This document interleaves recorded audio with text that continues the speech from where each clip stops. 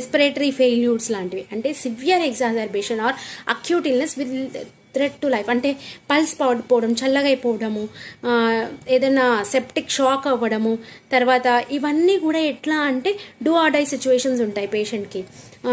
ఇంకా 50-50 ఛాన్సెస్ అంటారు చూడు, ఆ కండిషన్లో డాక్టర్ దగ్గరికి వెళ్ళినప్పుడు అది హై రిస్క్ కింద, high MDM, high complexity MDM కింద కన్సిడర్ చేస్తారు.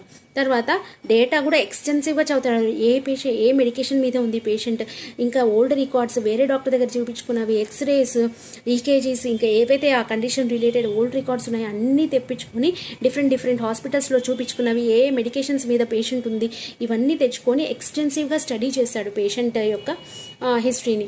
స్టడీ చేసి తర్వాత రిస్క్ కూడా, ఇప్పుడు అపెండిసైటిస్ పెయిన్ తోటి వెళ్ళింది అనుకో పేషెంట్, ఏం చేస్తాడు, ఇమీడియట్గా సర్జరీకి ప్లాన్ చేస్తాడు, సేమ్ డే కానీ immediately followed the next day చేస్తాడు, అప్పుడు అది హై రిస్కే అవుతుంది. సో హై రిస్క్ పేషెంట్ ఎప్పుడూ కూడా హై లెవెల్ ఎండిఎం అనమాట, అది లెవెల్ 5కే వెళ్తుంది అనమాట ఈఎన్ఎంలో. So this is MDM table.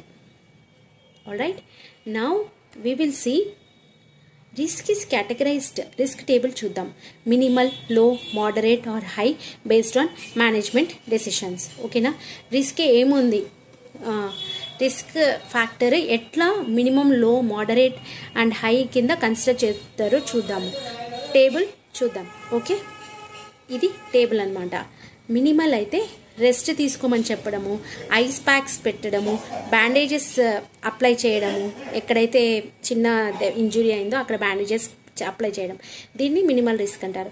లో రిస్క్ అంటే ఓటీసీ మెడిసిన్స్ ఇవ్వడము, తర్వాత మైనర్ ప్రొసెస్, అంటే ఇప్పుడు సెరమన్ ఉంది, సెరమన్ ఇంపాక్షన్ని రిమూవ్ చేస్తున్నాడు స్పాచులా తోటి, తర్వాత ఏదైనా వూండ్ ఉంది దాన్ని డెబ్రై అంటే ఇరిగేట్ చేసి నార్మల్ సెలైన్ తోటి వాష్ చేస్తున్నాడు. ఇవన్నీ మినిమల్ మైనర్ ప్రొసీజర్స్ అనమాట, అది లో రిస్క్ కింద కన్సిడర్ చేస్తారు. మోడరేట్ ప్రొసీజర్స్, మోడరేట్ రిస్క్ అంటే ప్రిస్క్రిప్షన్ కంపల్సరీ ఫాలో అవ్వాలి అని చెప్పేసి ప్రిస్క్రైబ్ చేస్తాడు మెడిసిన్స్. తర్వాత మైనర్ సర్జరీ విత్ రిస్క్, అంటే ఇప్పుడు ఏదైనా లెజన్ ఉంది దాన్ని రిమూవ్ చేయాలి, అది మోడరేట్ రిస్క్ కింద కన్సిడర్ చేస్తారనమాట. తర్వాత హై రిస్క్ అంటే ఇమీడియట్గా పేషెంట్ని అడ్మిట్ కమ్మంటారు కొన్ని కేసెస్లో, కొన్ని కేసెస్లో అయితే ఇమీడియట్గా సర్జరీ ప్లాన్ చేస్తారు. తర్వాత ఇంటెన్సివ్ కేర్ యూనిట్లోకి వెళ్ళిపోండి, అడ్మిట్ కాండి అని చెప్తారనమాట.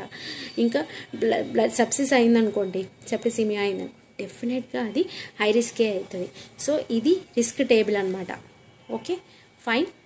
సో ఇప్పుడు ఈ రిస్క్ని బట్టే మనం ఏం చేస్తామంటే లెవెల్ని డిసైడ్ చేస్తాం.